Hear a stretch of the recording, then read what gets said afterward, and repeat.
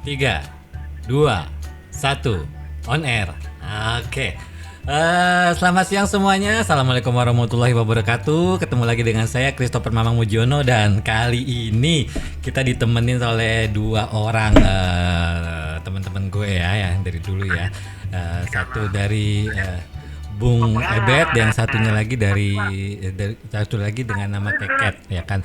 Nah, gue akan coba angkat ya di sini, ini topik yang disimbolkan dari kesepakatannya kita, yaitu adalah kisah klasik cinta aplikasi. Nah, dan ini kebetulan ya teman-teman, ini Keket ini sedang bawa suaminya terapi. Kita doakan semoga Bang Heru cepat sembuh, cepat sehat, cepat pulih ya, cepat kembali normal lagi ya gitu. Nah, lalu kembali ke masalah topik ini berawal dari adalah ini, kita lihat di sini ya, ini kita lihat mungkin kurang lebih 10 tahun yang lalu nggak seperti ini. Mereka itu adalah ratu dan raja di aplikasi gitu kan.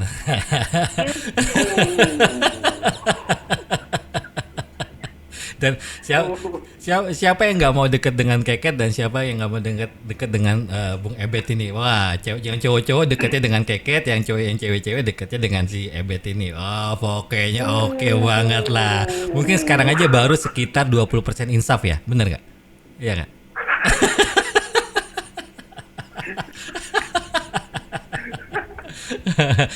Jadi zaman dulu itu cerita-cerita dari mereka adalah gini. Jadi gini ya. Jadi ada aplikasi yang di situ kita dipancing untuk berimajinasi. Jadi kita hanya komunikasi hanya berdasarkan dengan teks, dengan tulisan, dengan saling berkomentar. Tanpa kita tahu orangnya siapa, orangnya bagaimana, ya kan, bentuknya seperti apa, suaranya seperti apa. Mungkin teknologi sekarang udah cukup canggih ya, jadi munculin orangnya langsung atau gimana. Itu udah cukup canggih. Ini enggak, ini dulu. Jadi ini mungkin gue bisa sebut ini sebagai ini pemain-pemain tua kali ya.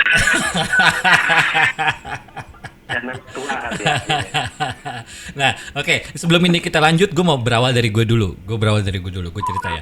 Zaman dulu, gue sempet juga terjalin cinta aplikasi, yaitu pada tahun berapa, tahun 90-an kurang lebih. Itu ada namanya Internet Relay Chat atau IRC. Gue biasa main itu. Akhirnya gue kenal dengan cewek-cewek di sekitar maupun di daerah di Indonesia, ya kan. Nah, di situ gue pacaran dengan gue kopdar karena gue nggak tahu mukanya nih, nggak tahu wujudnya apa, kayak gimana, suaranya kayak gimana, gue nggak tahu kan, teknologi terbatas banget pada saat itu kan. Gue kopdar itu ke salah satu daerah namanya Salatiga ya, ternyata dia ada ke Salatiga. Nah, pada saat kopdar ya, ternyata di situ intinya gue naksir siapa tapi jadiannya sama siapa gitu kan. Nangkep nggak? Nah, kayak gitu. Nah, gue pengen minta sharing pengalaman dari Keket dan Ebet ini mengenai apa sih bentuk cinta aplikasi yang udah lo alamin selama ini gitu loh, atau pengalaman lo dalam cinta aplikasi itu seperti apa itu. Bisa di Bung Ebet dulu mungkin kalau Keket agak sibuk, silakan sibuk dulu. Terima kasih. Halo. Oke, dari Ebet dulu. Oke. Selamat siang. Assalamualaikum warahmatullahi wabarakatuh. Masih ketemu gue lagi di sesi yang kedua buat gue. Gue masuk lagi di podcastnya Mamang Suara. Yang udah kenal sama yang belum, udah amat deh. Yang penting gue cuma numpang cerita sama yang ditumbuhkan Mamang tadi. Pembukaan Mamang tadi dia pernah bercerita di salah satu aplikasi yang menurut gue juga jadul banget ya, Dan yang kali ini gue mau bahas, kebetulan ini ada challenge dari Keket. Keket ini teman lama gue, dan dia salah satu orang yang memperkenalkan gue di salah satu aplikasi ini nih, yang nggak perlu gue sebut mungkin. Keket ini termasuk orang yang rajin banget nih, ngajak orang kemana memperkenalkan dirinya. Ini lo gue bawa teman baru, Yang awalnya cuma by komen, by Kalau Japri enggak ya, karena Japri itu di dulu itu jamnya kayak hina banget ya. Menurut gue tuh kayak sesuatu niat untuk menjalin asmara tanpa diketahui publik. Nah, tapi si Keket ini membangun secara publik. Dia membangun secara publik. Gimana caranya kalau misalkan dari sesuatu orang berkomunikasi, cobalah kita ketemu. Dan gue memang agak telat mungkin masuknya. Gue agak telat karena di situ dulu sempat ada dua kubu yang gue dengar, ada dua kubu antara daerah A sama daerah B. Nah, gue mungkin masuknya di daerahnya Keket nih, tapi sebenarnya Keket pun netral. Dan netralnya Keket mungkin dia ke sana, iya ke sini ya. Dia membawa gue ke salah satu tempat yang di satu tempat itu nggak bisa gabung. Nah, di situ gue coba kenalin sama Keket, ini loh. Dari situ mungkin gini, kenal satu sama lain lebih banyak dibanding kita ketemu dengan satu orang. Zaman itu tuh menurut gue rame banget ya. Ya mungkin karena betul tadi rasa penasaran kita sama seseorang yang texting ini kayak gimana rupanya, kayak gimana. Sama seseorang yang apa? Gue pun kaget sama seekor mamang nih, dulu bentuknya kayak apa? Gue pikir gede, tinggi, bulat gitu kan. Itu gue pertama kali ketemu tuh di Kalibata itu. Kalibata itu dari 15 gitu banget, karena gue masih setting fotonya itu. Di kata-kata gue nih seorang mamang nih, seorang gede, tinggi, bulat, terus kayak wibawa. Karena dengan komennya gue geli sebenarnya. Di situ dia punya karakteristik satu yang gue suka dari seorang mamang ini. Dia bisa mempersatukan orang-orang yang ada di lingkup aplikasi. Gue punya contoh gini. Misalkan si A ngebus, itu si B belum tentu masuk. Gue sering cerita ke dia. Terus sebaliknya, si A ngebus atau si B ngebus, mereka harus. Tapi begitu sosok mama ngebus, itu bisa masuk semuanya, kan? Di situ dia bisa mempersatukan banyak orang.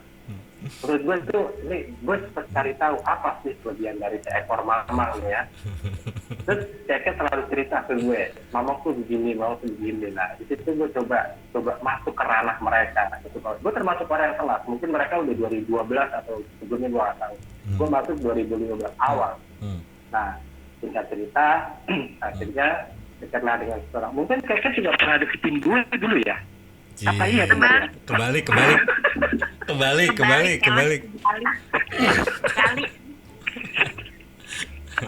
Apa gue yang kepedean? Kebalik. Kalau menurut gue namanya aplikasi itu pasti begitu, Bang. Karena kan kita nggak pernah tahu di dalam aplikasi itu kan berbagai macam karakter yang pengen kita tahu nih. Terus di sisi dunia nyata kita itu kayaknya boring banget. Dimana kita butuh suatu teman yang di luar dari sehari-harinya kita. Betul, Kat. Masalah modus itu dikesampingkan kan ya, karena kan kita punya sisi buruk nih.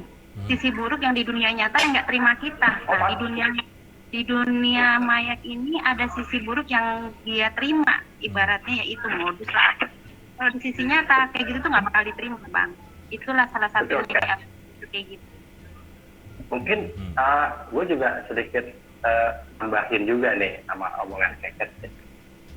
Kenapa sih aplikasi ini gue sendiri merasa betah mainnya, merasa betah? Karena ada sebagian anak-anak yang udah tahu gimana sih sebenarnya karakter gue itu menjalani hidup di rumah walaupun mereka nggak tahu sepenuhnya. Gimana sih cara ngejalanin gue hidup di tempat kerja walaupun mereka nggak tahu sepenuhnya.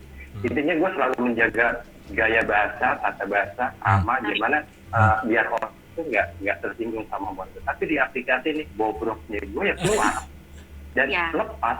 Ya, di situ mungkin gue pernah juga cerita sama Babe. Ya, mungkin gue tadi mengundang sama Babe.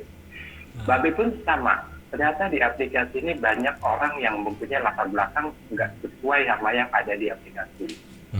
Jadi dia melepaskan, kalau mau kita ngomong vulgar, mau melepaskan kebobrokannya dia, modusnya, bahasa nyablaknya, bahasa kasarnya. Yang kalau bisa ngomong binatang kan nggak mungkin di ranah keluarga, ngomong binatang nggak mungkin di ranah tempat kerja, kecuali memang teman dekat. Aplikasi ini luas, tapi mereka welcome aja. Tahu sendiri kan bahasa yang pernah dilontarin anak-anak tuh, menurut gue apa ya? ambigu, absurd, nggak jelas, tapi bisa mempersatukan satu sama lain. Itu sih poin dari gue, Mas. Jadi bikin pernyataan yang seolah-olah jadi seolah-olah itu wujudnya adalah pertanyaan. Itu loh, ya nggak? terus. Mungkin Keket mau masuk dulu atau nanti? Keket mau cerita aib siapa lagi nih sekarang? Kalau mau cerita aib yang ada di sini aja, Ket, jangan aib orang-orang luar. Tapi nggak apa-apa juga sih sebenarnya. Rasanya sebenarnya jangan aib juga kali, Mang, ya. Pelucuan kebegoan deh. Kalau memang udah siap dia, karena dia memang aibnya itu bisa dibikin buat cerita, bisa dari si A sampai si G ya, sampai Z. Sebenarnya sama sih, Bang. Apa yang lo pernah cerita ke gue itu, Bang Jigo, lo inget nggak dulu? Sebenarnya nggak jauh beda kayak Mamang. Apaan tuh? Cuman lo nggak di dalam aplikasi, di aplikasi semua. Oh, ini gue punya cerita. Ini kalau dibilang aib juga lucu, tapi dibilang lucu aib. Gue mau cerita nih. Nah, ini yang cerita orangnya langsung. Ini mengenai Keket juga. Kalau dia bersebut, kalau menurut gue orangnya frontal juga. Menurut gue orangnya frontal. Aib lu banyak, Keket lu pasti nggak mungkin lupa sama tetangga lu kan, Papa Rock and Roll tuh. Iya. Gue punya cerita lucu. Itu cerita lucu dari sumbernya langsung. Waktu itu dia cerita begini. Gue ada yang namanya Keket. Gue pikir orang jauh, saling kenalan. Ternyata tetangga.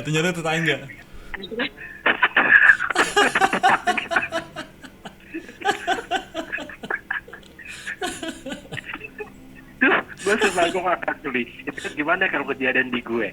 Gue gak kebayang. Kalau itu kejadian di gue, di saat gue mau modus sama cewek, ternyata pembantu sebelah. Kan gak lucu.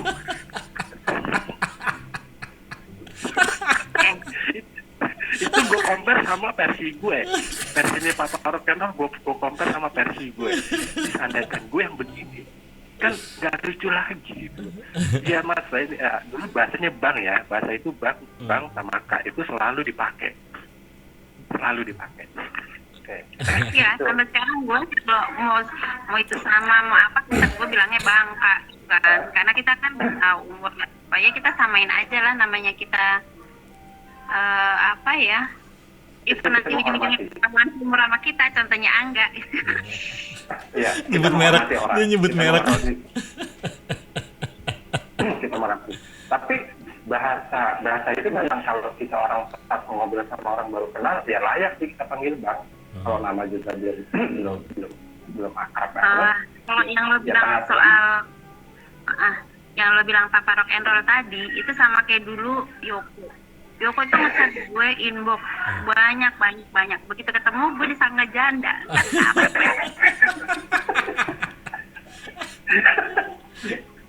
Karena Yoko itu dulu dia suka menafkahi janda-janda.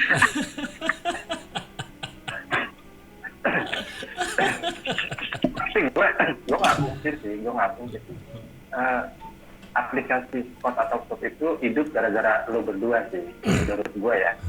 Pribadi hidup tuh gara-gara lo berdua. Mungkin gue sampai mikir gitu loh, seorang Mamang bisa anytime anywhere, apalagi lepas maghrib pasti bisa nongkrong. Keket 24 jam men, Keket tuh 24 jam melayani teman yang beda. Itu gue sempat gila nih orang nih. Ini kalau gue bilang emasnya bapaknya anak-anak nih, gue bilang selalu ada di mana pun acara. Itu yang bikin dulu mungkin kita sering berarti mungkin gitu ya, ada orang yang aktif dan lokasinya pun nggak jauh dari Jabodetabek. Dan memang kan pangsa pasar kita kan Jabodetabek ya. Mungkin lebih tepat kalau gue bilang sih bukan orang yang aktif, tapi ada orang yang aktif dan orang itu nggak menonjolkan apa-apa. Itu yang bikin yang bikin orang tuh ya memang lo tulus berteman sama gue ya udah gitu. Jadi memang gak ada yang gue tonjolin, gak ada yang ini. Sama kayak model si Keket juga gitu ya, biasa, kita biasa-biasa aja kok, memang gak ada apa-apa, memang kita teman aja kan gitu kan. Makanya kumpul karena nggak ada sesuatu yang buat kita pamerin, memang nggak ada, kita murni berteman. Itu makanya itu yang munculnya kubu-kubuan kayak gitu. Sebenarnya pamer cuma satu, kesombongan doang. Sombong aja dulu gitu kan, ada nggak gitu. Kak Uci udah datang. Itu mungkin salah satu yang mendominasi lo orang masih dapat kreasi sama kanan kiri, mungkin itu. Dan aplikasi itu kan bahasa ya cara lo bergaul ya, cara lo ngumpulin orang, cara lo ini. Dan gue kan dulu juga kan setiap gue mau ada sesuatu pasti gue info, kalau nggak lo ya biasa lo berdua aja, gimana gue punya event, gue mau ada event, gue selalu kan lo orang, karena gue pikir lo orang yang bisa membangun, yang bisa ngumpulin massa nih menurut gue. Enggak juga. Ya benar banget Bang Jiko bilang, zaman dulu nih sama-sama gue main aplikasi itu dulu ada lurahnya, ada yang ngatur kan. Terus kita setiap kali ini ada anak kopdar dulu di Patung Panahan Senayan kan, dulu banyak banget tuh. Dari 30 sampai 100 something lah, banyak kan. Nah, even pada saat gue ketemu Mamang pertama kali di gedung veteran Pasar Semanggi, itu ketemu dong Mamang lagi culun-culunnya lucu-lucu imut gitu ya. Ngeselin. Bawa view dari situ. Kita sering intens di Kalibata kan, ternyata memang beda banget. Jadi di situ memang Mamang itu karena dari ide dari Mamang kan kita sering nongkrong kan. Jadi gue itu berpikir kita tuh nongkrong sama-sama loh, nggak ada yang namanya diduain atau nggak ada yang difigurin atau nggak ada yang namanya Pak Lurah apa, nggak ada patokan satu orang. Kita sama rata. Di situ memang kita nongkrong tuh. Jadi di situ ikonnya memang Mamang, Yoko ya kan. Sampai sekarang itu ya gitu, nggak ada yang, kita boleh sama-sama nongkrong, sama-sama tukar pikiran. Modus-modusan, mau baper-baperan itu hak masing-masing, cuman karena itulah jadi banyak drama ya, yang bikin serunya tuh dramanya itu. Ya itu memang karena kalau gue lihat dari orang-orang yang ada itu ya, dari bas-bas yang ada itu gue lihat ya, banyak banget yang mereka tonjolin, jadinya gue minder karena kemampuan gue tuh nggak sehebat mereka itu. Jadi ya terpaksa ya udah gue ya udah gue dengan apa adanya aja gitu, karena gue nggak bisa nyaingin mereka hebat kan. Gue akuin itu orang-orang hebat semua yang ada banyak yang mereka bisa banggakan, mereka bisa menonjolkan apa yang mereka miliki gitu kan. Dan gue nggak ada apa-apa kan, ya udah gue jadi lebih nyaman, gue jadi diri gue sendiri ya udah gitu. Dan lo itu emang bener, jadi diri sendiri itu mah yang bikin kita mengalir apa adanya, jadi nggak ada yang jadi ini jadi itu, yang satu ngebosi, yang satu yang jadi panutan, yang apa, nggak ada kayak gitu-gitulah. Namanya nongkrong ya nongkrong, kita cari ide, cari modusan, cari baperan ya kan, ngobrol-ngobrol yang nggak penting, ya itu ya sebenarnya kayak gitu aja. Padahal mah intinya nggak penting juga. Jadi kayak gue pencitraan jatuhnya. Dan ya kalau lo lihat gue ya, gue dulu ketemu lo pakai baju putih, sekarang gue juga pakai baju putih ini. Apa bedanya?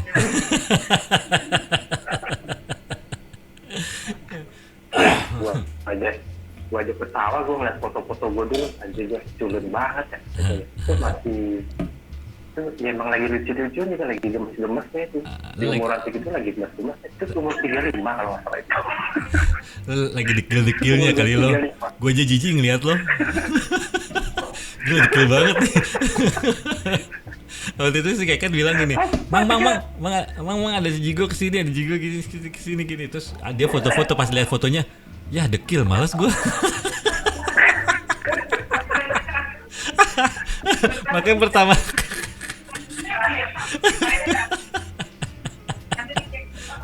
kali lo ke rumahnya Keket kan nggak ada gua, ya kan? Gue udah tahu fotonya, males gua.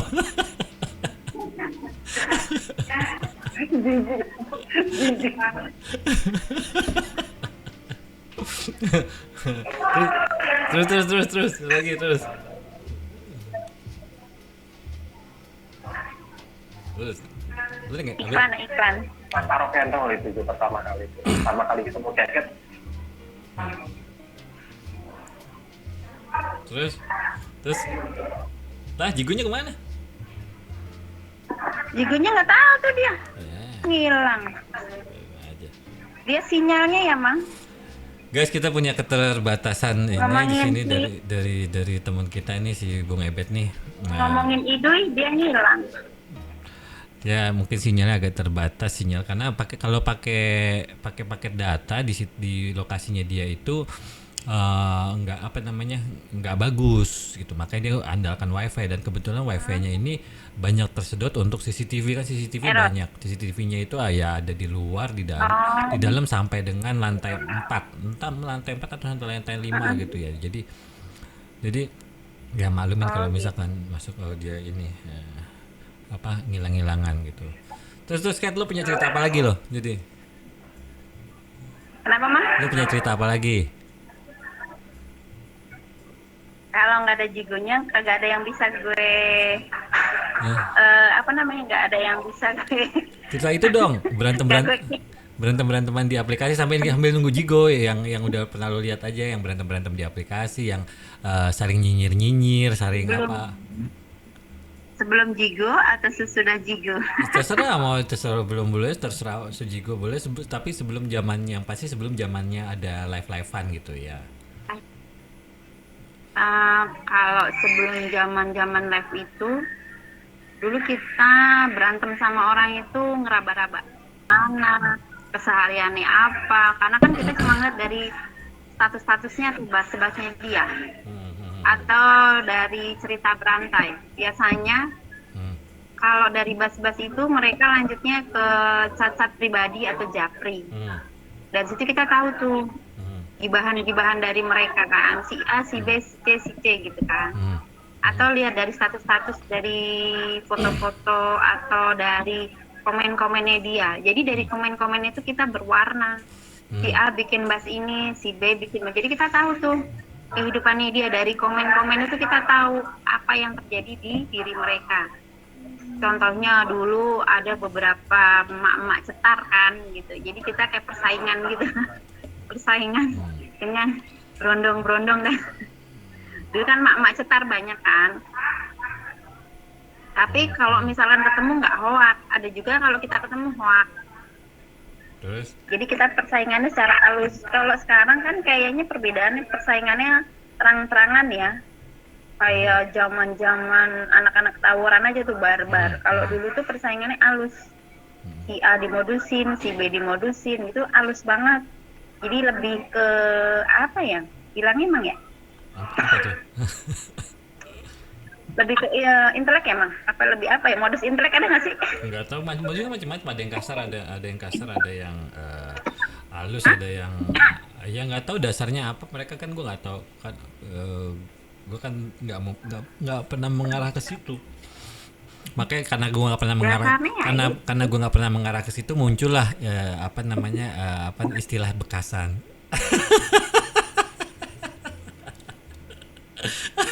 Iya sih. Ya kan?